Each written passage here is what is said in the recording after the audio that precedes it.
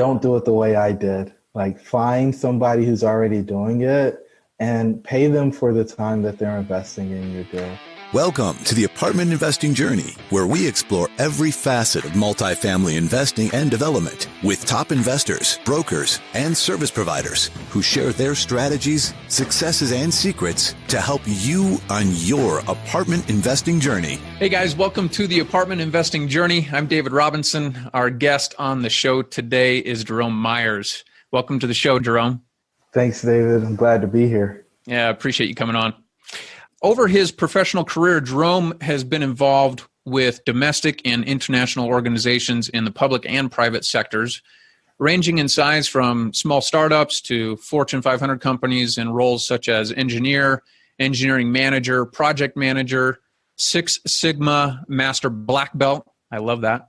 Inspirational speaker, executive coach, author, and business development representative. Currently, Jerome is an executive coach, real estate investor, and business strategy consultant, and currently has 75 units and 75,000 square feet of workforce housing under management. Jerome is passionate about growing minority participation in STEM disciplines, which has driven him to chair the marketing subcommittee for the Richmond Minorities in Engineering Partnership Board, as well as establishing the first fully endowed engineering scholarship at North Carolina Agricultural and Technical State University. Well, look, Jerome, before we dive too deep into this Greensboro deal that you've taken down, I'm excited to chat with you about that. If you can, take a step back and tell us your story. Man, I was born to a single income household. My father was a soldier. He was in the Army after he was in the Marines shortly, and then he went to the Army. They met in Alaska. My mom was in the Navy for a short while. They came back to North Carolina. And the one thing that my dad wanted was for me to have some roots. And so I lived in the same house, even though I was a military brat, for 18 years in Fayetteville, North Carolina. From there, I left and went to Greensboro, where I studied engineering at North Carolina Agricultural and Technical State University.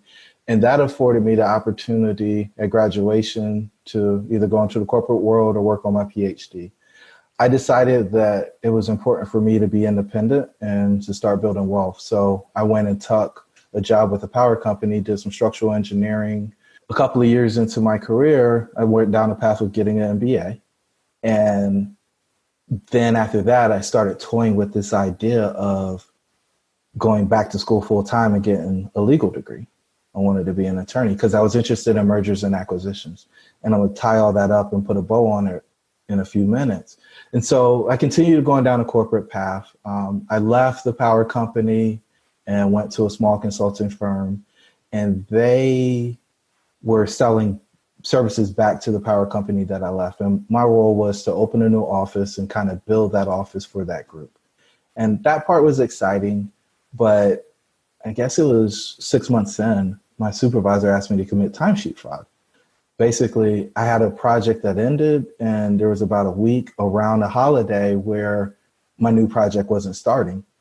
And he didn't want me to be on the overhead budget, even though for the time I'd been there, I'd been 100% billable. And so I knew something was wrong with that, and it was not something that I wanted to continue to do. And so I gave them back a $10,000 signing bonus and transitioned to another company.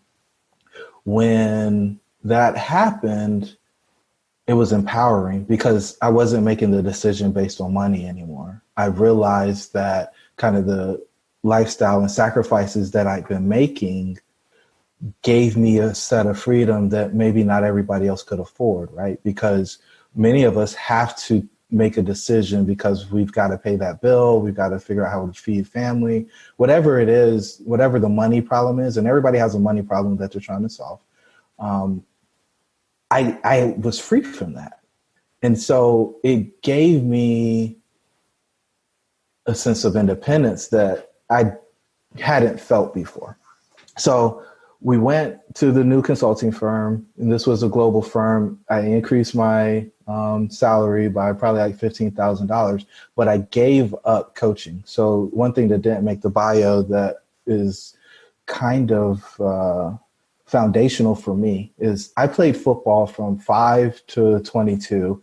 And then from 22 to 29, I coached football at high school level. And that was where I saw significance. That's where I saw I was making an impact. I feel like that last year, maybe 2 years of high school is the scariest point for a boy's life, because you've got the freedom to kind of do what you want to do, but you don't really know what you're doing. And you can't really go talk to your parents, because if you tell them what you're doing and it's not the right thing, of course, you might get in trouble. And if you go talk to your friends about it, well, they don't know much more than what you know. And so coach was that kind of middle ground where I had the experience to know where those decisions would lead that they were making. And so I was able to meet them, but still kind of at the friend level where, you know, it was, all right, I'm not this far away removed from where you are. I understand what it feels like. Let me tell you what both sides of whatever your decision is. And you can go do that if you want to. But here's the reality of what might happen if you do that. And so when I took that new job, I was flying all over the place. I was doing, in the end, I ended up in Africa doing some work in Ghana, and I wasn't able to coach anymore. And so I lost that piece of significance for me. And so what I found was once I got back, I wanted to have a team and start working on a team. Because like I said, I'd already been through the coaching. I had a mentor who was, I think, a senior vice president in an organization, or maybe he was leading a business group at the time. And he gave me access to his executive coach. And so I realized that I was super passionate about that, and I wanted to be able to maximize performance. So when you combine the actual coaching of football or athletes with the tools that I learned from the executive coach, I was like, this is amazing. Now, to bring it full circle with engineering, business, and mergers and acquisitions, I found a multifamily asset, and it was an ability for me to buy a business that had a hard asset tied to it and evaluate that business. So for me, that was heaven, right? I was able to use my analytical background. I was able to use my business background, and I didn't have to go to law school in order to do all of that.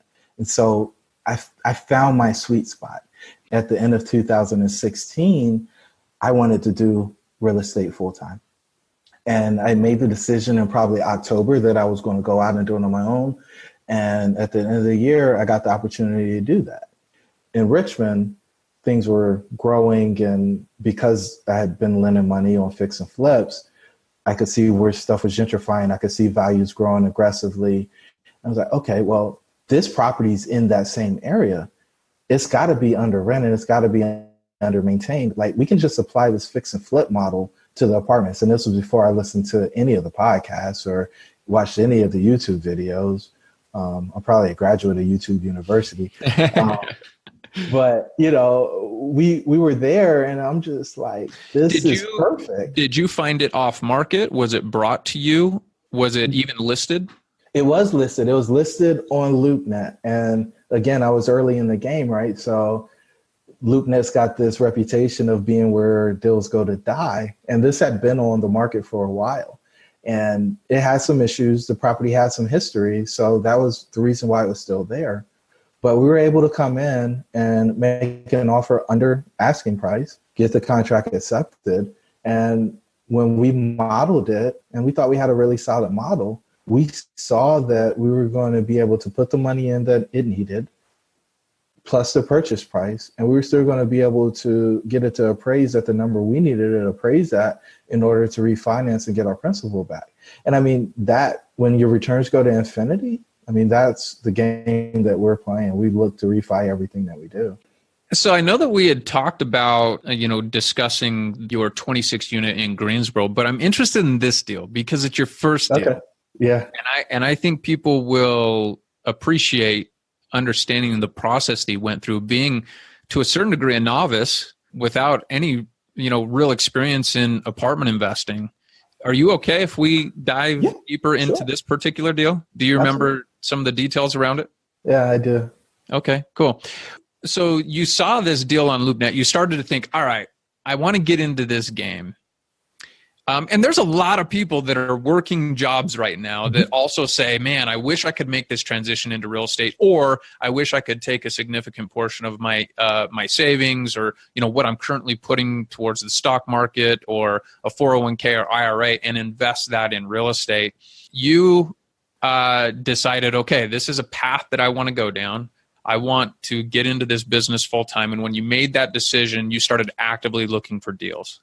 And you came across this deal in an area that you were familiar with that was on LoopNet, had been there for a while, and you started looking at it and saying, all right, this could be an opportunity.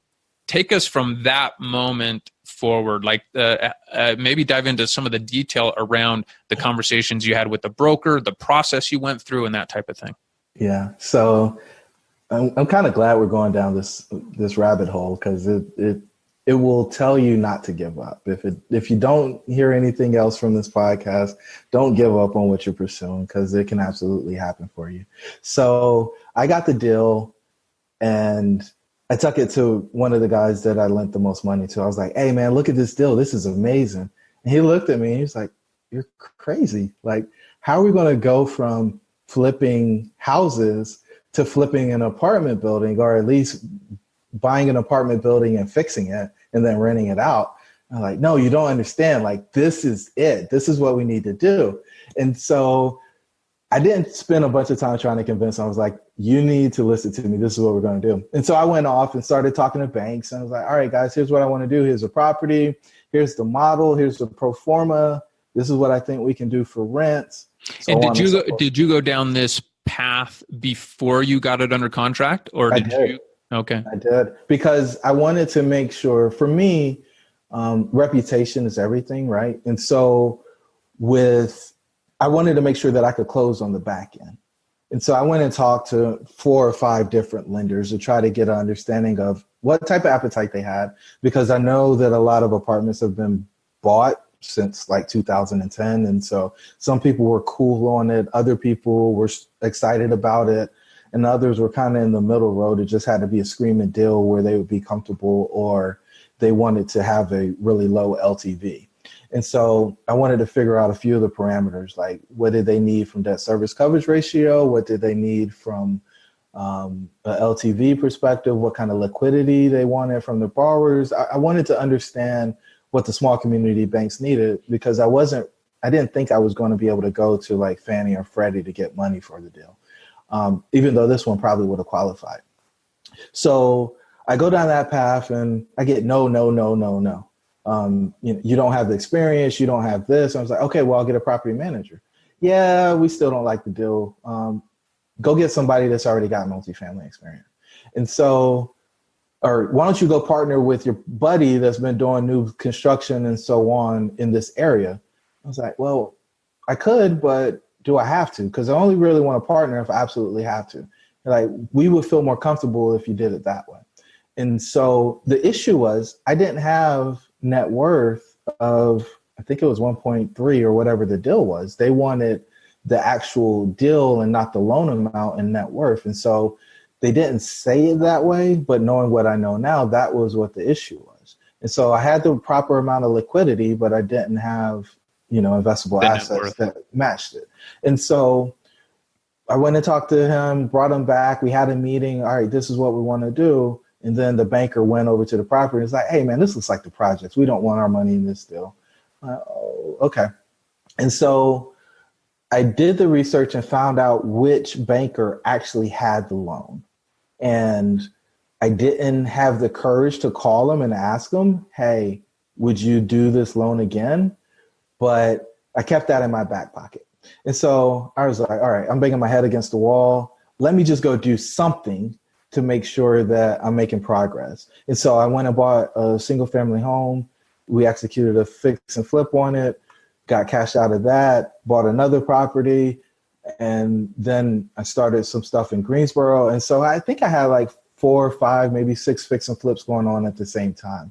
And one day I was standing on the porch of one of them, and one of the local investors pulled up that I hadn't ever talked to, but I heard about. And he was like, hey man, I heard you're doing some things. I'm doing this. I'm fixing and flipping this house down the road. and just wanted to come up, shake your hand, and see your project and learn a little bit more about you and what you're doing. And I was like, yeah, man, you're more than welcome to walk through.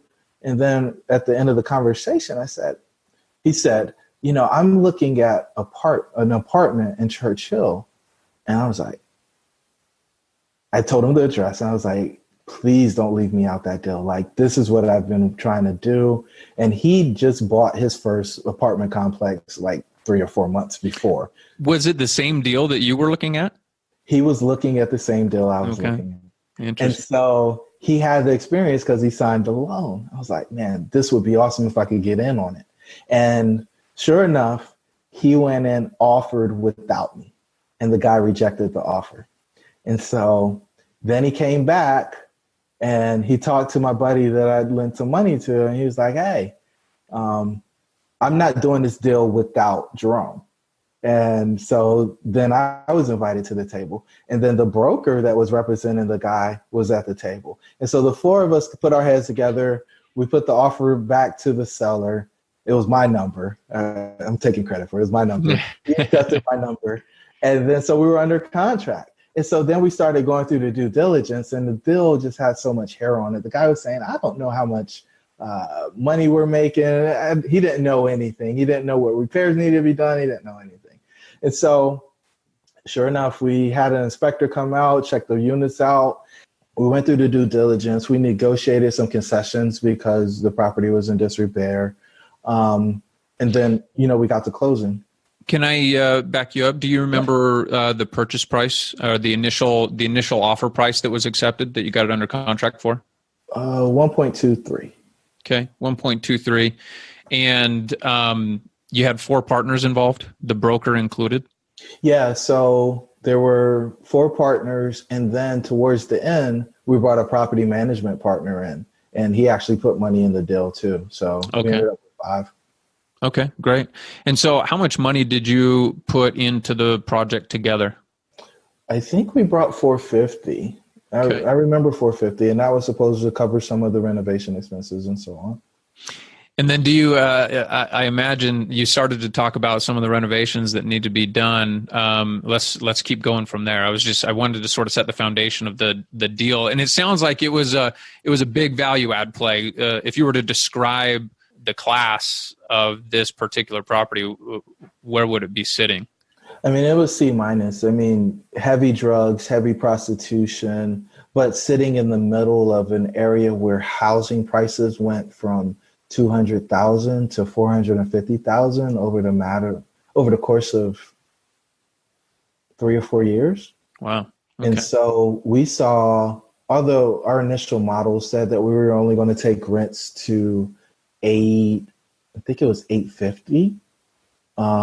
We've got some stuff pre-leased today at $11.99. Oh, wow. So, we got a really nice rent bump there. So, I mean, it was in really bad shape. And so it wasn't a gut, but, we had to put in all new sewer in our front building, the one that was having the sewage backup. And we didn't know that till we got into it. We thought it was just a minor issue, but the building settled so much that it cracked the main drain pipe. And we knew about the settlement, but we just didn't think it was enough to do major damage. But we were wrong. But, we're doing flooring. We're doing vanities. We reconfigured the kitchen.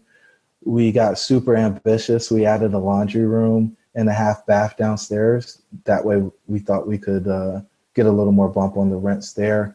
Then we did tile surround around the tubs and paint. And then we added central HVAC as well in part of the building. So half the building had them, the other half didn't. And so we went in and updated that part too. Because I guess this would have been a suburb of downtown Richmond back in the 60s and 70s. And now it's just kind of grown so much that this is probably considered downtown Richmond. But, our target group there will be young professionals working downtown who don't want to live in maybe a high rise, but want to be a little bit removed from, having to have a problem parking. Yeah. Remind me, how many units were there? 23. 23. And the purchase price, did you say was 1.3? 1.23. The asking price was 1.3. Okay. And you got it under contract for 1.23. Mm-hmm. And you put together about 450 grand total. And then renovations, how much did you put into renovations?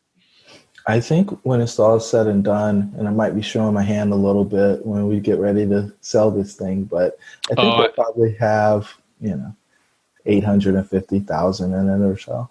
Okay, great. So you initially saw this thing in 2016.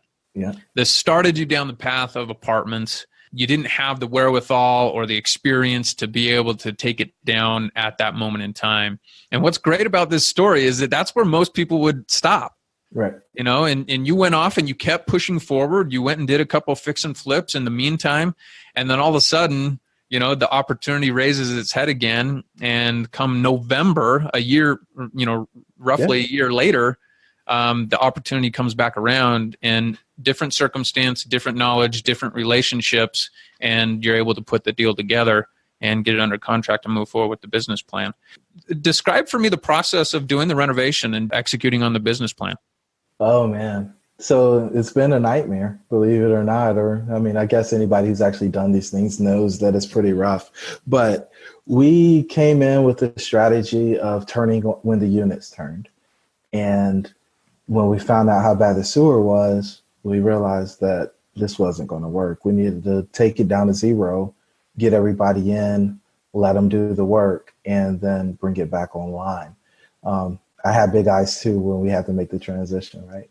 But we had some really strong financial partners in this deal. And so they were able to step up to the plate and, take care of the mortgage and take care of the taxes and take care of all the things that show up, whether or not you have paying tenants. We started with the exterior stuff because we thought that could go pretty quickly. So we did siding, we did roofing, we did parking lot. And, we're saving landscaping and that type of stuff for the end. And then we began the process of demo. Some people kind of ghosted us, and that means, they moved in the middle of the night. But at this tenant level, they leave everything because they can't afford a moving truck, right?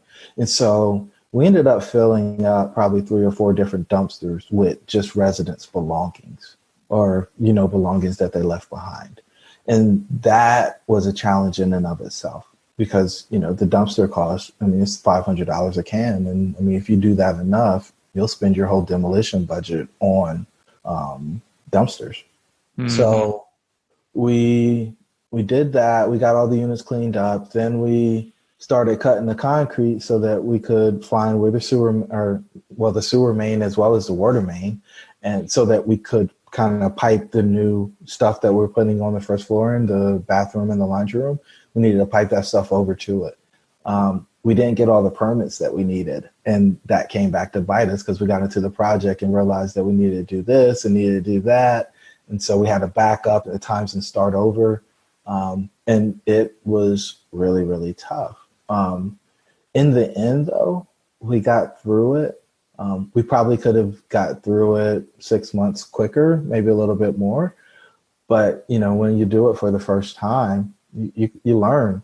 I think the biggest takeaway that we got is, on a single family fix and flip, if you misestimate something by, I don't know, let's say you thought HVAC was going to be $2,300 and it ends up being $5,000. Okay. In a $30,000 budget, not a big deal. Do that and then multiply by 23 or 25 it becomes a very big number. So, you've got to be sure on your numbers when you're doing these things, because if not, you can end up at a place where you run out of money. And, I don't know a whole lot of people with a couple $100,000 just sitting there that'll go in. And the bank's not going to be the first in, right? They're last in, first out. That's their game. And that's how they mitigate their risk. And so it's up to the equity partners to be first in, last out. And if you do it right, you get rewarded really well. If you don't, then you lose money. And, at the end of the day, I think as long as you can make your lenders whole, whoever they may be, then you live to fight another day because they'll come back to you. but your reputation is pretty much shot, especially in this game, if you lose people's money. It just makes it super hard for you to get people to come back to the deal. So where does this deal stand today? So we are bringing 11 of the units online by July 15th. We just got off the phone with our project manager, and he said, I'm confident on July 15th, which back to the plumbing thing. So we're still working on a plumbing permit issue. And so that has really kind of put the brakes on it. So we were going gung-ho on one of the buildings. It's split into two different buildings. We were gun-ho on one of the buildings. We had to pull everybody off and transition to the other building. And so the progress that we were making there kind of set us back when we were expecting to do the other building last. And so that was actually going to come online first. When did you close on the project? Roughly. November 30, 20. Okay. So it was 2017. Yeah. Wow. So this is interesting. This is a great story that I think is very valuable. And I appreciate you taking the time to sort of walk us through it. So you closed on this deal on November 30th, 2017. So here we are roughly 18 months later, and you're just starting to get half of the units back on board, right? You went to zero occupancy on this project. You've had partners that have stepped up to the plate and helped finance the deal, help the deal stay together. You've brought in the contractors and the property management team to manage this deal, and now you're bringing 11 units back on. So what's the game plan moving forward from here? Yeah, I mean, we're going to bring the other units on around August 30th, September 1 is what we're shooting for. Just got to get through the permit issue. And then we'll use our 3 months of seasoning, and then we're going to go Fannie or Freddie, refinance out to non-recourse debt, and hopefully it'll be assumable as well. Return principal to everybody, and then hopefully go off and do another deal. I mean, that's the game plan is, once people put money in, if we can return a profit to them, we expect them to want to continue to invest with us. And at the end of the day, we didn't meet schedule, but we didn't quit. We're never going to give up on it. And I mean, that's just it for us. We will continue to do all that we can in order to get the results that we promise. And we're going to get it done, whatever it takes. Well, this is a great story, and I appreciate you being willing to share it, just because I think it tells, oftentimes we listen to these podcast episodes, we talk to these investors, and all we hear about are the home runs, right? Yeah.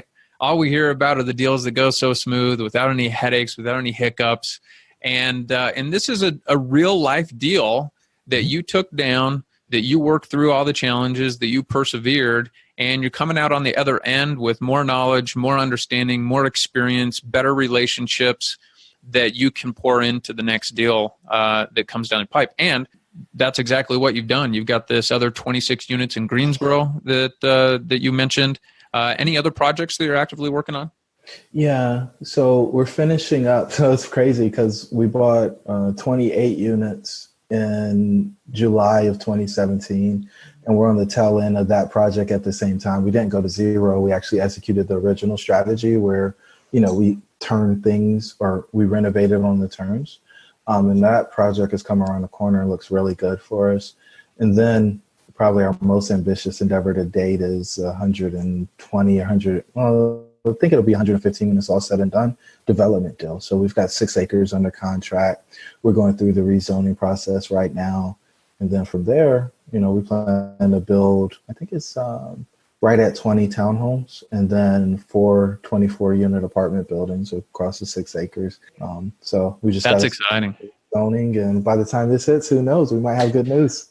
I've got a question for you. Do you think that you would be in a position to be able to move forward and execute on a development project like you're describing had you not gone through the first few deals that you've gone through? I wouldn't have the courage to. I think that I've seen the worst of the worst. Like the Churchill deal was pretty bad. And from the standpoint of, you got to get your permits. You got to have a solid plan. You can't gilly gag when you're going through your due diligence period. You've got to be rigorous about your process. And yeah, you're absolutely right. Had that gone smooth, you don't really learn a whole lot when things go smooth, right? It's the challenges where you learn the most. And well, look, Jerome, you've been gracious with your time. I've loved your story. We've gone a lot longer than we anticipated because I think the story is a powerful one to tell to people about perseverance, making things happen for yourself, sticking with it, fighting through the adversity. I want to start winding down here, but I got 3 questions for you as we wind down. great. Number 1, what's the biggest mistake you've made on your apartment investing journey so far? Not making sure that the power was on when I did inspections.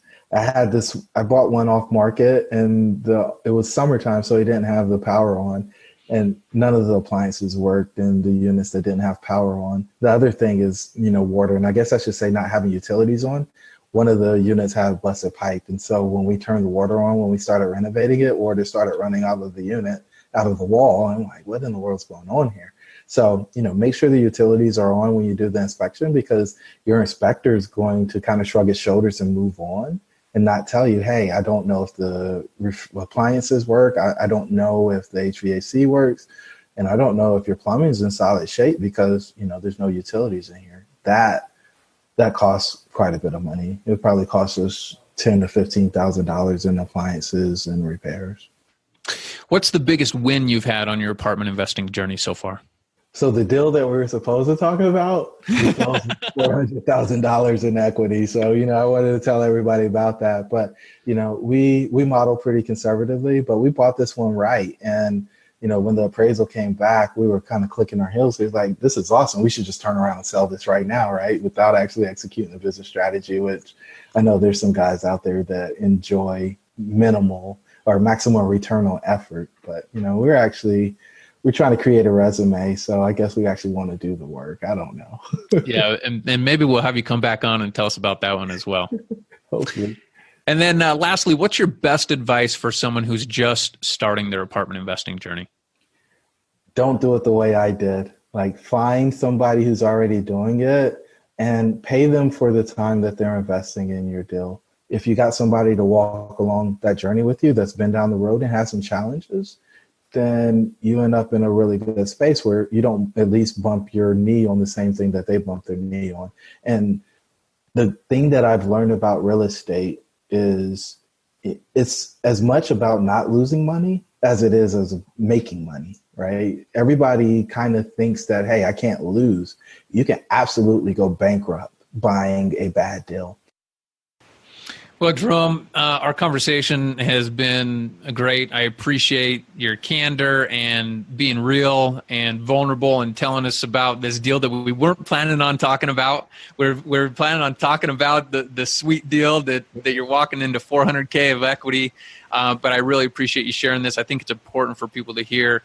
And I know you've got great things ahead of you. Thank you for your time. How can people get in touch with you if they want to just connect with you and learn more about what you got going on? Wow, I really appreciate the opportunity to talk about that. So we've got a podcast. It's called the Dream Catchers Podcast. It's available on every platform. And so that'll give you opportunity to learn a little bit more about me, just me in my voice telling my story. On LinkedIn, I'm Jerome Myers, and look for me in Greensboro, Winston-Salem area. Our website is developing, but the E's are 3. So D3V3LOPING.com. And there, you can shoot us over an email, and then I can schedule a call with you. I'd love to get on the line and talk real estate. It's my passion. And, folks are looking to make some type of transition. I'd love to see people get what they want. My thesis on life is dreams should be real. And so if I can help somebody accomplish their dreams, I get to celebrate it as if it's my own accomplishment. So. Well, we'll have all that contact info in our show notes. I encourage everybody to reach out to Jerome. He's a good guy with a great story and very sharp dude. So thank you very much for coming on, and hope to connect with you again soon. This is great, David. Thank you very much. Hey guys, thank you so much for joining me today. If you liked this episode, please take a quick second and hit that subscribe button. Even better, leave a quick review. This helps our show get found by others and helps us attract great guests as well. So thank you so much for joining me, and we'll see you next week for another episode.